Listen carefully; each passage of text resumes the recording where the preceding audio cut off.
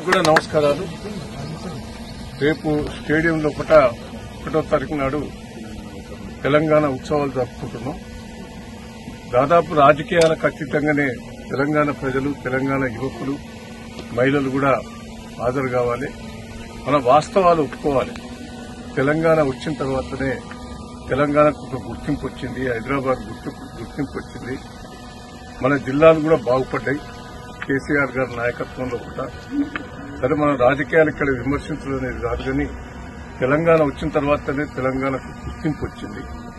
నీళ్లు వచ్చినాయి, కరెంటు వచ్చినాయి, తాగినందుకు నీళ్లు వచ్చినాయి, గ్రామాలు బాగుపడ్డాయి.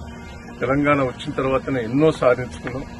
దయచేసి తెలంగాణ వాదులందరూ కూడా, తెలంగాణ అభిమానులందరూ కూడా, ఉద్యమకారులు కూడా ఉన్నారు, చాలా మంది తెలంగాణ బిడ్డలు ఉన్నారు.